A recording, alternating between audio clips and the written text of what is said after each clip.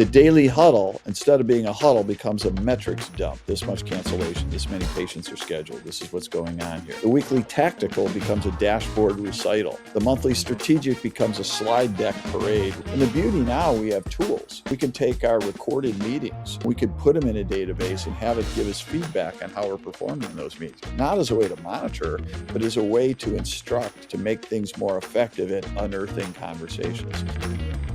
All right, everybody says healthcare has too many meetings. I feel like every industry has too many meetings, right?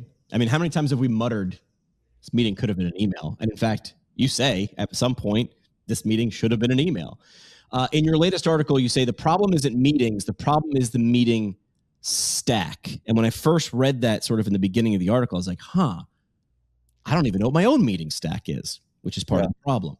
And you say somewhere inside a lot of growing healthcare platforms, you've said this before, dashboards are green, board decks always look great, acquisitions are closing while clinicians or these people that are providing the care are quietly leaving, culture's eroding, and nobody in leadership sees it until it's in the rearview mirror. So today we'll look at this thing that should be all about culture, coming together, a meeting, and why the architecture, never thought I'd put those two words together, meeting architecture inside organizations may be one of the most overlooked operating system failures or potential failures in multi-site growth. So you open this article with a regional leader who technically isn't lying. They're telling the truth, but also isn't telling the truth at the same time. How often do healthcare platforms operate inside this gap with what they think they're doing, think what is happening, but it actually isn't?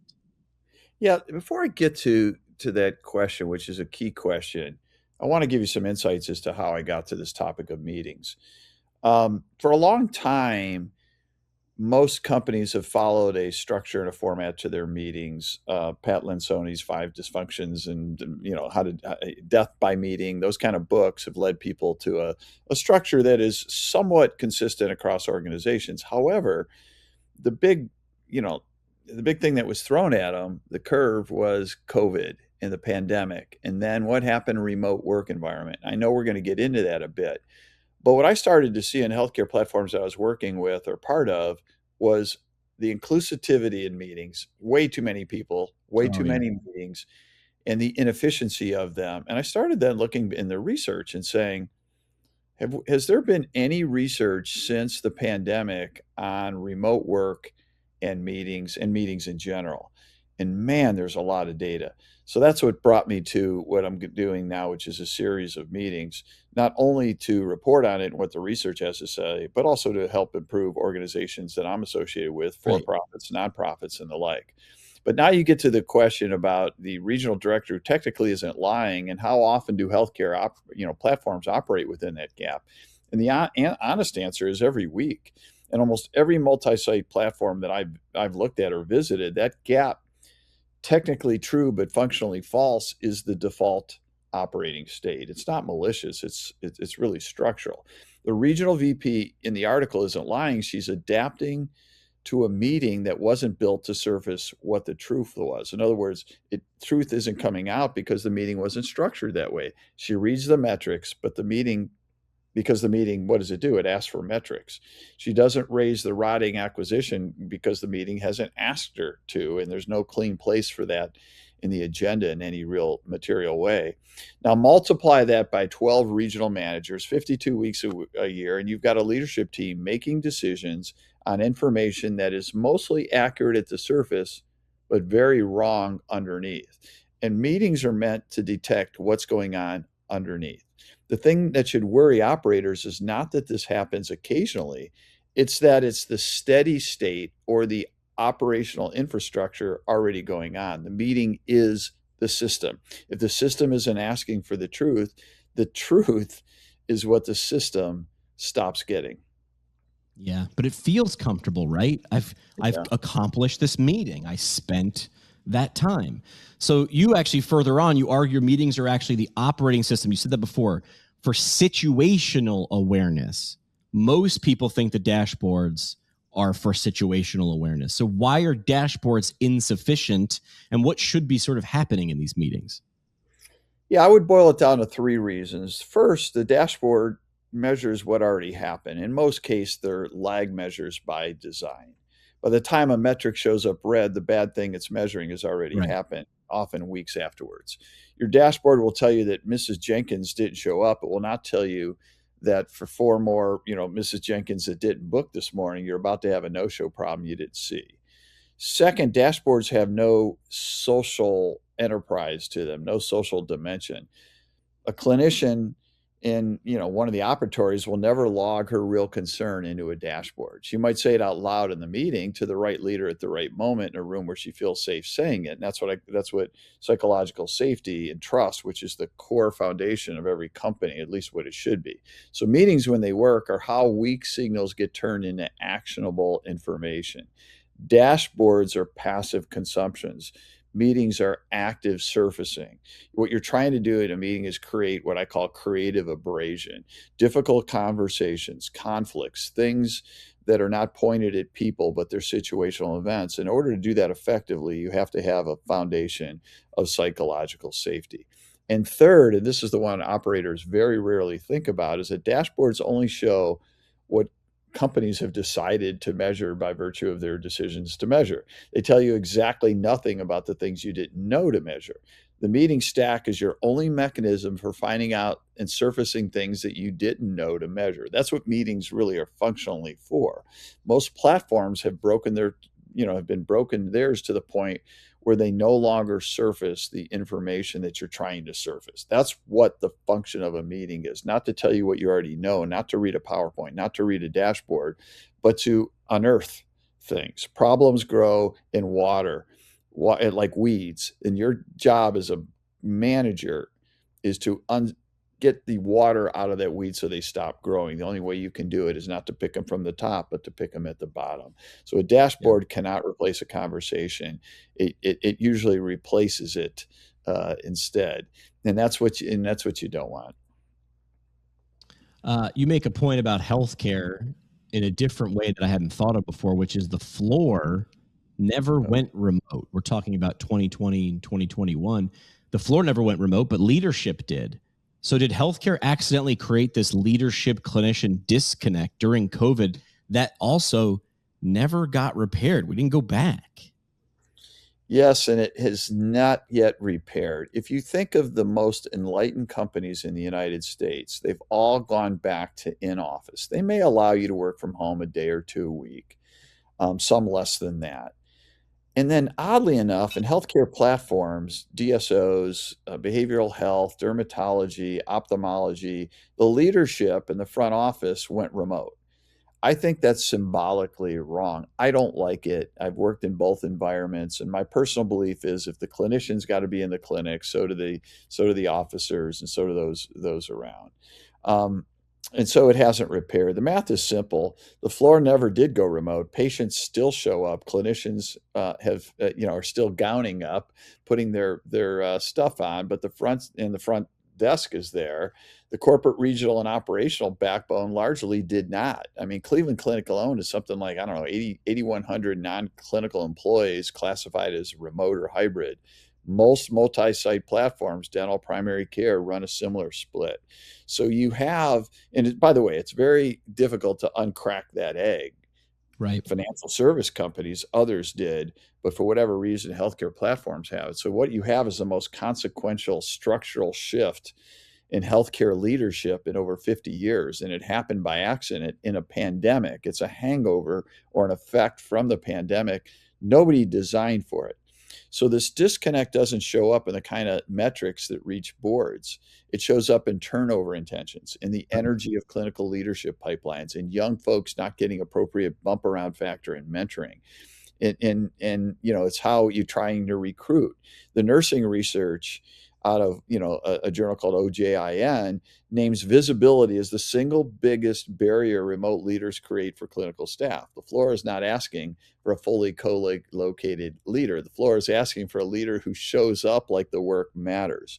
In most healthcare platforms, the signal is not being sent, and the cultural debt is compounding every quarter we don't fix it. There was recently an unpublished study, but largely making its way through the circles, where remote revenue cycle management workers, once software was put on their keyboard, is showing that they're only working about 50% of the time. We've now taken the luxury of flexibility as the priority for your workforce rather than getting things done. You talk about something that people notice and maybe have never said out loud, but you see it when it's there. Camera off. Someone clearly multitasking during a Yeah. meeting. Someone checking their watch or checking that clock. We all know where the clock is, top right corner on a computer. What are clinicians reading and feeling when leadership shows up, we'll say poorly in meetings, which is the goal of the meeting to get it done, or is it to achieve something? And a lot of times I feel like clinicians read it's to get it done. So what are they reading? They're reading a few specific things, and they're reading them faster than leadership knows. They're reading, this person doesn't know what Wednesday afternoon in operatory 3 is actually looking like. They're reading, this leader is multitasking, which means this work is not important to them. They're reading, my concerns are not going to be heard, so why raise them? And they are reading the medium itself. They could not even be bothered to drive here. So when you have hybrid meetings with clinicians and non-clinicians in a remote work environment, it is really, really difficult. Now, there are some ways you can mitigate that.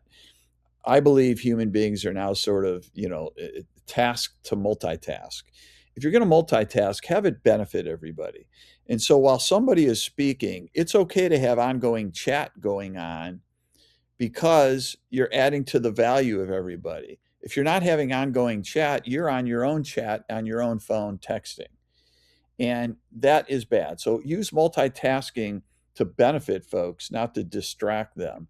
And another point, when you're reading these, people are seeing what you're doing in meetings, which is not paying attention.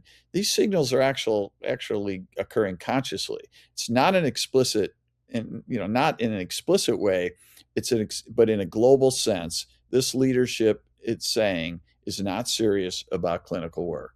And once that is formed, it's almost impossible to undo. So the clinician who's in Op4, who has never met the COO in person, has already formed an opinion. They are distance. There's a latency here. And by the way, most of these opinions are correct. Almost none of them are flattering. So this is the cost of Berkeley meeting cadences in a multi-site platform. One of the things I do is I have my AI of choice geared up to be an expert in executive coaching, time management, efficiency, and steeped in research. What is the most effective schedule for a CEO in an organization? And they are constantly scanning my calendar 4 weeks in arrear, 1 day in arrear, 3 weeks forward, 2 weeks forward, 2 days forward, and then giving me real-time updates daily, whether I'm spending time effectively, not efficiently, but effectively. And what I found when I started doing this is that most of the time I was being incredibly inefficient. And why? Too many meetings with too many people about too many things that don't matter and that don't move the needle. So you were using that tool and it was scanning what the purpose of the meeting, who was there, 100%. and it was looking backwards to say, did what we do 4 weeks ago accomplish what the goal was? And it's able to give you real time or in time recommendations of what to do forward. Absolutely. It's a daily report I get. Wow. All right. So a lot of operators are doing this though. If they're not using a tool like that, they're adding dashboards because if something's broken, add something to it. They're adding meetings or wiping them off the schedule altogether. Why are all three of those usually wrong? Yeah, so the way I look at it, all three of those are symptoms that the meeting stack is broken, and they're red herrings. They're not fixes for it. Adding dashboard, the assumption is that the problem is data visibility. The problem, by the way, isn't data anymore. We used to say, oh, we need more data. We need more. We have plenty of data now. We have too much data. What we need is insights. And then we need actions from those insights. The problem was never about data visibility. The data was visible, but what was missing was the conversation about what the data meant in a room full of people who act on it. A new dashboard doesn't create that conversation. In most platform, it displaces it. Adding meetings. Now you're at 45 hours of meetings a week. The same metrics are being walked through 5 different ways, and nobody can tell you what a single meeting is for. How many times, if you ever worked in an office at any point during your career, did a meeting start on a half hour, end on a half hour, and a new meeting started immediately with no time in between to chat with people or to talk with people? It never happens. And so Microsoft's data, by the way, on this is what they call the infinite workday. I love this concept that Microsoft came up with. Meetings have tripled since 2020, tripled. Executives at 19 plus hours of weeks of meetings. The workforce interrupted an average of every 2 minutes. How are they interrupted? Slack, chat, text, all of these ways that bombard you. That's a chart for failure at industrial scale, which is what healthcare platforms are at. Cutting meetings. The platform feels lighter for about a quarter. Then the decision stop getting made cleanly. Accountability erodes, and the truth stops surfacing because you decided to deleted venues where it could be said. Now you're running a multi-site platform on 153 Teams messages or Slack channels and 117 emails per day per leader. And also, Microsoft's numbers, by the way, with no shared room in which any of those threads are ever resolved in a decision. Microsoft's data, 153 Teams meetings, 117 emails per day per leader. The actual fix, by the way, is none of them. It's redesigning the meeting stack so that each meeting has one specific job and is held accountable for one specific job. And a lot of that specific job is unearthing things. That's harder than any of the three reactions above, which have been the default operating mode since we've been in the recovery post-pandemic. So you say most platforms are doing this. They're running the same meeting 4 ways and thinking they're getting 4 things, but they're not. What does a broken meeting stack actually look like in healthcare? Some examples. A broken stack looks at 4 different meetings with 4 different audiences all doing the one job, reviewing trailing financial metrics, which, by the way, could be done on a 3-minute Loom video recording or a stream on Microsoft or something like else. The daily huddle, instead of being a huddle, becomes a metrics dump. This much cancellation, this many patients are scheduled, this is what's going on here. The weekly tactical becomes a dashboard recital. You're just reciting data. The monthly strategic becomes a slide deck parade where decisions are pre-baked from from the one-on-one somebody ran with each board member earlier that week. And the beauty now, we have tools. We can take our recorded meetings and we could put them in a database and have it give us feedback on how we're performing in those meetings, not as a way to monitor, but as a way to instruct, to make things more effective at unearthing conversations. So 4 meetings, 1 job performed at 4 different production values. All of those things really are not supposed to be that way. And here's what they're supposed to be like. Here's what each tier is. So you have the daily huddle. The job of the daily huddle is situational awareness. What is going on? Where am I at in space? If I'm a pilot, what is my altitude? It's the only meeting where the floor can talk back. Think about that. You have a daily huddle at the floor, and it's the only one where they get to provide feedback. And the single question that should be answered every morning is, what does anyone in this room know that we need to know, that I don't know as a leader, that I need to know before we open the clinic? Tell me things where my blind spots are. What aren't we seeing that we should be seeing and addressing? That's a really good question. And it's not the question that people ask because it's easier to recite data. The weekly tactical would be the second meeting. This is for week to week execution. In Lensoni's framework, it's a 45 to 90 minute meeting, a lightning round of leadership priorities, 4 to 6 leading indicators, then a real-time agenda built in the room. If there's not an agenda, don't build it there. Strategic topics get parked. They get put on a shelf for the later meeting. Decisions walk out. That's the weekly tactical meeting. A barometer of sorts. Execution. What do you need support in? What are you doing that we need to know about? That's what a tactical is. Then you have a monthly strategic. This is the third meeting. Remember, we have the daily huddle, the weekly tactical, the monthly strategic, where the platform's hardest questions get debated. Creative abrasion. 2 or 3 topics, don't do any more than that. Written narrative memos, not slide decks, not death by PowerPoint, real conflict, real uncomfortable conversation. That's where real decisions get made. They're not pre-baked. That gets you to consensus and commitment. Whether that decision was made in your favor or not is irrespective. You stated your point, made a decision, and went on with it. And then the fourth meeting is, you call it a lot of things. Most people now call it an all hands. That's a culture meeting. That's a transmission meeting. At least a quarter of the meetings in real Q&A. In other words, your culture meeting is allowing your people in a town hall to ask questions, not pre-screened questions, real questions with honest answers that are hard questions where they see vulnerability and they see emotion and they see reactions. It's not necessarily audience approved content. This is not a G-rated, meeting. It's clinical issues for clinicians and operational issues for operators. If each meeting does its specific job within that framework of that stack of 4 meetings, it works. If any one meeting is trying to accomplish what another meeting's tactical intention is, then you're degrading all 4. You introduced this napkin test. So here's a fun exercise. If someone listening right now paused this episode right now and audited their calendar for tomorrow, what would or what should scare them on their calendar? Yeah, the thing that would scare them is how few meetings that they attend on their calendar pass all 4 questions. The test runs like this. For every recurring meeting, you answer 4 questions. What is this meeting for? What does it decide? What would specifically not be discussed there? In other words, what rabbit trails are you not going to go down?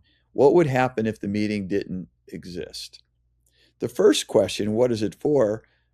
Most operators can answer at the surface. It's the ops review, but push hard on the specific job and those answers blur. Situational awareness, tactical execution, strategic deliberation, often 2 or 3 of those at once, which means the meeting is failing at all of them. One other question about that first question I like to answer is, are decisions being made at its most local level? If it's an operating clinical decision at a local clinic, is a question trying to be answered by the executive team? If so, that is transmitted and escalated to a level that on the surface does not make any sense. The second question, what does it decide, is really where it gets uncomfortable. Most recurring meetings don't decide anything. They just discuss things. They align, they review, they don't decide. A meeting that doesn't decide anything is a status broadcast meeting. It's a pretender. It's just pretending to be a meeting. The third question, what specifically should not be discussed here, is the idea that you don't go down rabbit holes. It's discipline. It's contextual separation. If you can't name what doesn't belong, you haven't separated it from the other meetings in the stack. And then the fourth question is the one that produces the most uncomfortable answers. For a startling number of recurring meetings, the honest answer to what happens if this meeting didn't exist. If that honest answer is nothing, or would people be relieved, or the conversation would happen anyhow between the 2 people who actually needed to talk, then you don't need the meeting. And so if an operator runs that exercise on tomorrow's calendar, those 4 questions, that napkin test, they'll find that most of their week is operated in a fog. It's dressed up in, not operational discipline, but in meetings that just consume calendars, and that should scare them. The good news, though, and the good news is it's fixable. Hire a meeting czar. Assign one person per each one of those meetings to stay on track of those meetings, a benevolent dictator. And when they get off track, they have full authority and power, regardless of their title or where they're at on the bureaucratic, hierarchy, to intervene and stop it. And that's what good companies do. Final hard question. Can a platform scale faster than its meeting stack? Could the meeting stack possibly be a limiting factor? No, and this is one of the most important things I've come to believe about multi-site platforms. The meeting stack is the platform's eyes and ears. It is a system by which leadership knows what's happening across a footprint that they can't personally cover. If you grow from 20 sites to 80 without redesigning the stack, you're running an 80-site platform with 20-site nervous system. You can't see anymore. You're operating blind. And so if you have 100 clinics, you should have 100 daily huddles, right? And a lot of times that discipline, well, we'll just, not have these new clinics do the daily huddle for a while. We won't have, the leader of that clinic, the clinic manager, the doctor show up. No, that's absolutely wrong. You absolutely have to have the discipline around that. PE-backed healthcare would world, there's a specific would have a specific version of this, this problem, especially when you're buying clinics faster than you can do it, and it becomes, crazy because you start to say integration doesn't go well. Well, integration oftentimes doesn't go well because you don't have a meeting stack that supports integration. You're integrating payroll, you're integrating all kinds of things, but nobody is sitting back trying to unearth and trying to get to its most local level to provide feedback. A good useful rule, which I've not seen anyone in healthcare write down, is every time your site count crosses a meaningful threshold, 25 sites, 50 sites, 100, whatever that number is, you redesign the meeting stack. Not adjust it, you redesign it. You have the huddle architecture, you have the tactical meeting, you have the four types of meetings, but you redesign them, meaning that you're finding out which people really need to be at them. And you ask them not to take it personally if they're not attending certain meetings anymore. You have to rebuild those stacks at each and every threshold. This is the most expensive accidental loss in multi-site operation. It's also the easiest to fix if you're willing to admit and have discipline and rigor around your meeting stack. The meeting stack is the operating system that you typically have never really designed for. So it sounds like the takeaway isn't just have fewer meetings. It's ask yourself if your meetings are either transmitting truth, filtering it, or just performative. Yep. They become, what ends up happening in my experience. And by the way, I've lived every one of these dysfunctions, throughout my career. And, you have to go back and constantly learn it. That's what really motivated me to go back to the literature post-pandemic here. And you have to have some really good discipline about meetings. Otherwise, they become perfunctory. I show up, I drink coffee. In the old days, I would eat a donut that somebody brought in, and then you'd leave. But you have to really now, in a remote environment in particular, be more adamant around that. Simple thing you could do, record the meeting on one of the AI things of choice, run it through a very good thing, and ask them, did this meeting accomplish what it was supposed to? Ask those questions based on the recording of them, not just most people are using AI in meetings to record it and then just recapitulate it, or these are the tasks that were assigned to each person. Ask AI to effectively rate your meeting on how its ability to answer those disciplined questions on why you even had the meeting in the first place. If your growth story is, or you'd like it to be real, the meetings, it sounds like, should reveal problems early. And if they don't, the dashboard might be the last place you find out that something's wrong, and it's going to be a lag indicator anyway. Yep. Exactly. You can go deeper into Larry's article this week on Substack, and if it made you a little uncomfortable, good. That's the point.